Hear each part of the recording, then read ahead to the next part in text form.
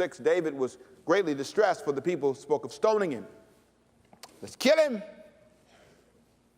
They did this because the soul of the people were grieved. Notice how grief blinds people. They get so overwhelmed. They become so distraught. It's one of the reasons why I stay away from this. I work at staying away from this state of mind. I work at, very hard, I work hard at not losing my cool. Not always good, but I try hard. Because you do amazing things. You lose perspective. Your wife becomes your enemy. Oh, yeah. I'll pretend you asked me a question, a Q&A question. How have you and Diane survived 32 years of pastoring, 33 years of marriage, and you're okay? I don't let people get in our life and wreck it. I don't let that happen. I've determined I don't let the job do it. I will not let ministry do it. I will not let the schedule do it. I will not let that happen. Because what happens is you're not rational. These guys, so when you get grieved and angry and under pressure, you come home, bring all that stuff home. Why do you bring that stuff home with you? When you come in the house, you've got all of your job and all those employees loaded on your shoulder. Here you come in the house. Everybody know, uh-oh, they got the job on the shoulder again. Here he come, here he come. He bring the house. You know how hard my day's been? Look at what I've been dealing with. Look. You see?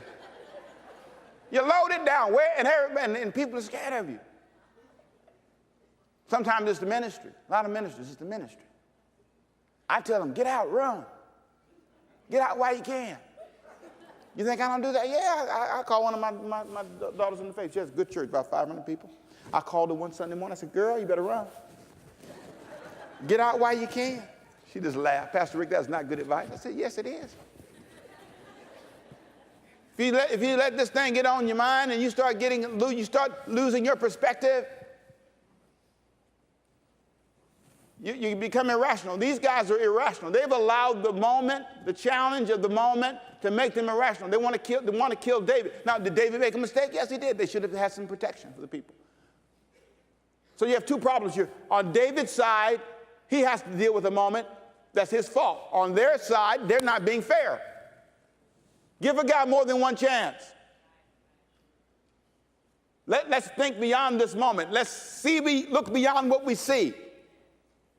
Let's not lose focus. But what I love is David's response. Can't control their response. But I can't control mine. The next verse says, David encouraged himself in the Lord his God. He strengthened himself.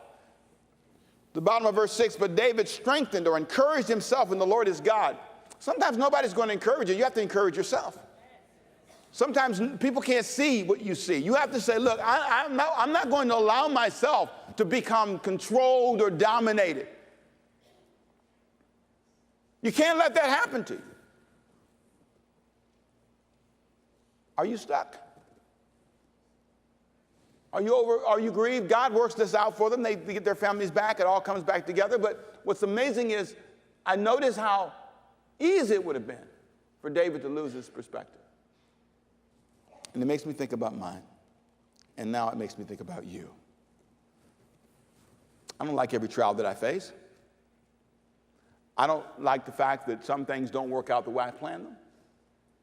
But I know one thing. I walk by faith and not by sight. And I want you to join me today in a prayer. Because some of you are facing things right now. And you are too focused on the thing and not focused on him. You got your eyes on the wrong things. Pastors get their eyes on one offering and the attendance on a Sunday morning, and they get their eyes on a member or an issue, and they become so focused on that they forget the bigger picture. Some of you, you're focused on one child. You're focused on one failure in your life. You're focused on a bad memory, and you've lost sight of God. But I want you today to say, I am not focusing on those things. I'm focusing my faith on him. I believe he'll get me past my failures. I believe he'll help me get past these days when I don't understand. He'll show me the way. I don't have to feel the way. I don't have to know the way. All I need to know is the one who is the way, who is the truth, and who is the life. And his name is Jesus. Come on, amen. Praise God.